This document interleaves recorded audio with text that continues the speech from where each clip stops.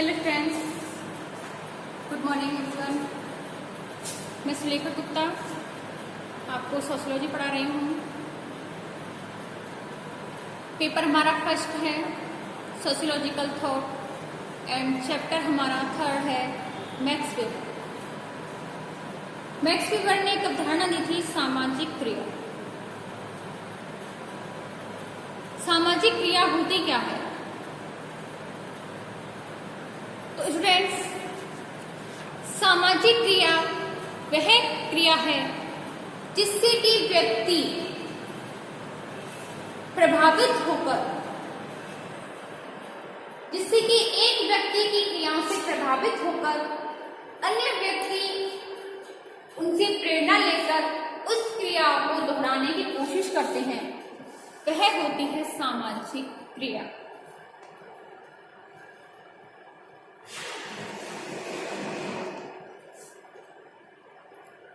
जैसे कि सामाजिक क्रिया,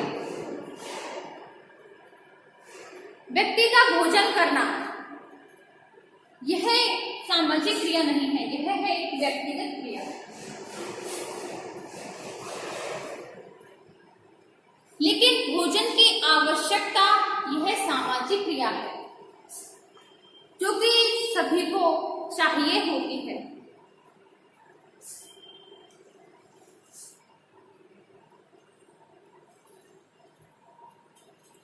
लेकिन हम अगर यही भोजन की प्रक्रिया एक प्रथा के अनुसार या किसी भोजन के अनुसार किसी को करवाते हैं या एक प्रथा के अनुसार भोज किया जाए, तो वह होती है सामाजिक क्रिया। जैसे कि व्यक्ति का नहाना, प्रतिदिन नहाना ही एक सामाजिक क्रिया नहीं है, बल्कि यह एक व्यक्तिगत क्रिया है। लेकिन किसी अपने की या किसी प्रियजन की मृत्यु हो जाती है तो गंगा स्नान करना यह एक होती है सामाजिक क्रिया। सभी व्यक्ति प्रतिदिन नहाते हैं, लेकिन अगर कोई अपना प्रियजन खत्म हो जाता है तो गंगा स्नान किया जाता है, तो वह होती है सामाजिक क्रिया। सामाजिक क्रिया हमने थोड़ी सी समझी, उसका अर्थ समझते हैं।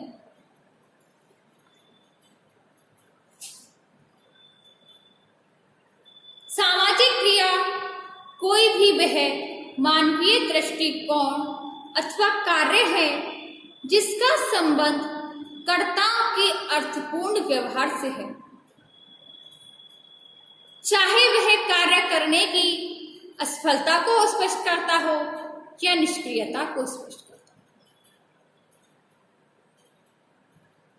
जिन कार्यों को करने में कर्ता की प्रेरणा द्वारा दूसरे व्यक्तियों को दृष्टिकोण और उनकी क्रियाओं पर प्रभाव पड़ता हो, जो कार्य दूसरे व्यक्तियों को भी प्रभावित करते हों, उन्हीं कार्यों को सामाजिक क्रिया कहा जाता है।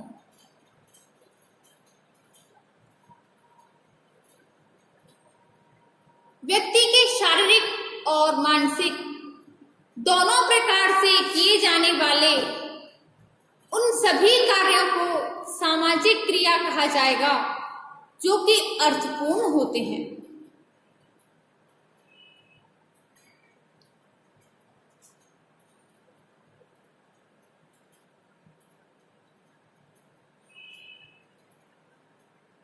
सामाजिक क्रिया का संबंध मनुष्य के केवल उन्हीं व्यवहारों से होता है जो कि अर्थपूर्ण होते हैं, जो दूसरे लोगों की क्रियाओं, प्रतिक्रियाओं और उनके दृष्टिकोणों से प्रभावित होकर अन्य लोगों को भी प्रभावित करते हैं।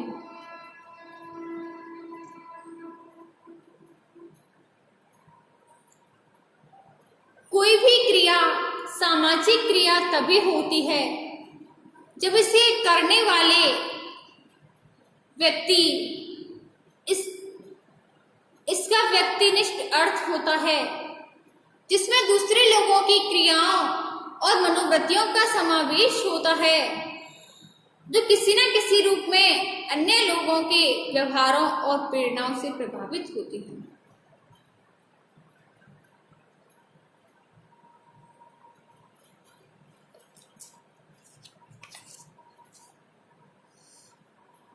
जैसे कि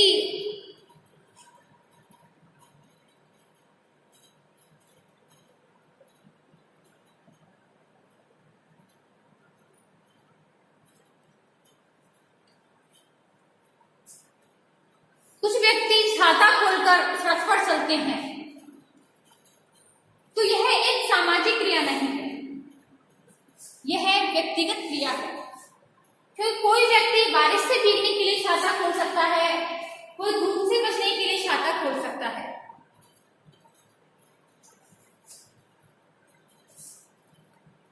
परंतु किसी प्रशिक्षक द्वारा यदि हम सुबह उसके निर्देशन में व्यायाम करते हैं और हमारे व्यायाम करने से हमको देखकर अगर कोई और व्यक्ति व्यायाम करता है, तो यह होती है एक सामाजिक क्रिया।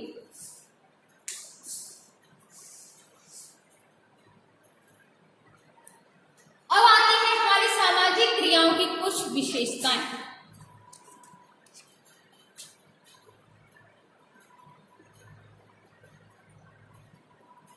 किसी भी क्रिया या घटना के दो अर्थ होते हैं, एक औसत अर्थ और दूसरा विशुद्ध अर्थ।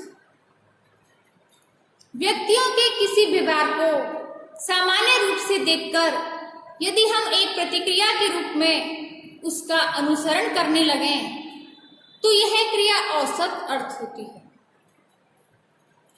उदाहरण के लिए, यदि भागती हुई भीड़ को देखकर स्वयं भी भागने लगना एक ऐसा व्यवहार है जो एक विशेष क्रिया के अर्थ, औसत अर्थ को स्पष्ट करता है। औसत अर्थ के आधार पर किए जाना वाला व्यवहार सामाजिक क्रिया नहीं होता है। क्रिया का विशुद्ध अर्थ वह है जिसमें कर्ता एक विशेष परिस्थिति को पूरी तरह समझकर तर्कपूर्ण ढंग से दूसरे लोगों द्वारा किए जाने वाले व्यवहार का एक विशेष अर्थ निकालकर कोई क्रिया करता है।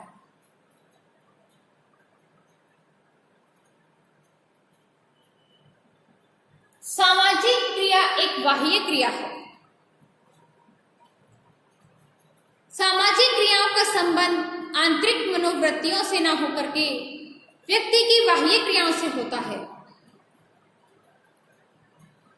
व्यक्ति द्वारा की जाने वाली ऐसी बाह्य क्रियाएं जिनका कोई निश्चित अर्थ नहीं होता, जो जड़ पदार्थों से प्रभावित होती हैं, उन्हें सामाजिक क्रिया नहीं कहा जा सकता है। जैसे लंबे कद का व्यक्ति किसी छोटे दरवाजे से निकलने के लिए यदि अपना सिर झुकाकर चलता है, तो इसका यह व्यवहार सामाजिक क्रिया नहीं होता, बल्कि या तो किसी बड़े बुजुर्ग व्यक्ति के सामने सिर झुकाकर प्रणाम करना, या राज दरबार में प्रवेश करते हुए व्यक्ति सिर झुकाकर चलता है, तो इस बाह्य क्रिया को सामाजिक क्रिया कह सकते हैं।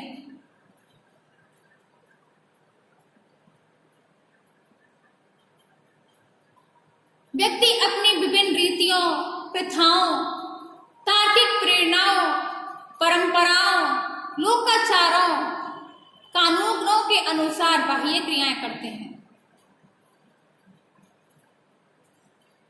सामाजिक क्रिया कर्ता के अतीत, वर्तमान और भविष्य के व्यवहारों से प्रभावित होती है।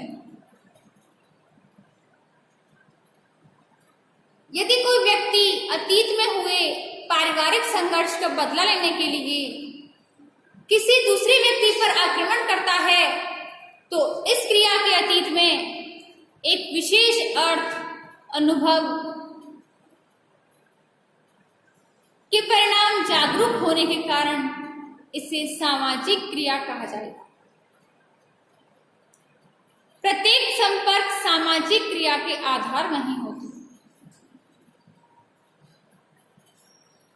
व्यक्तियों के साथ प्रत्यक्ष या अप्रत्यक्ष संपर्क होना आवश्यक है, लेकिन सामाजिक क्रिया का संबंध केवल उसी संपर्क से है जो कर्ता के व्यवहार को अन्य लोगों के व्यवहार से अर्थपूर्ण ढंग से प्रभावित करता हो। जैसे कि कोई दो साइकिल सवार है, एक इधर से आता है, एक इधर से आता है और दोनों टकरा जाते हैं।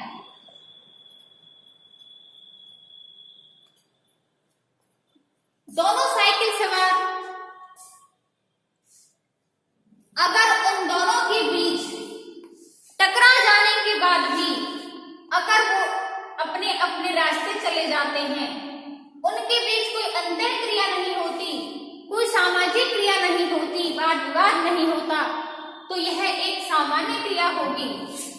परंतु अगर इन दोनों के टकरा जाने के बाद इन दोनों के बीच वाद विवाद होता है, गाली गलौज होती है, संघर्ष होता है, मारपीट होती है, तो वह सामाजिक क्रिया होती है।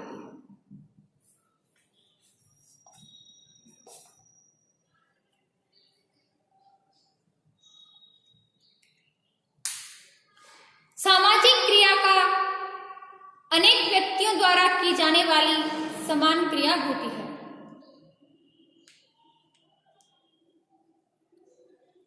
यह क्रिया दूसरे व्यक्तियों को प्रभावित करती है। जैसे किसी व्यक्ति को एक पेड़ के नीचे फूल चढ़ाते हुए देखकर उसके अर्थ को समझे बिना भी स्वयं भी उसका अनुसरण करके पेड़ के नीचे फूल चढ़ाना आरंभ कर दें, तो यह सामाजिक क्रिया नहीं होती।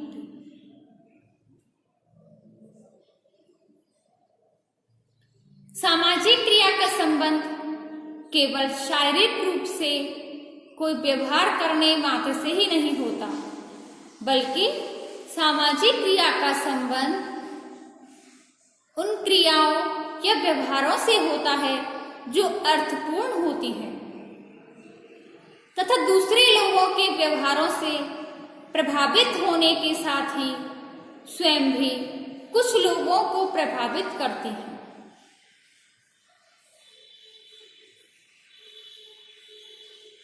तो स्टूडेंट्स, आज हमने सामाजिक क्रिया का अर्थ और इसकी कुछ विशेषताएं देखी, जो कि सामाजिक क्रिया मैक्स वेबर की एक महत्वपूर्ण अवधारणा है। इसके आगे हम अपनी अगली नेक्स्ट वीडियो में देखते हैं। धन्यवाद।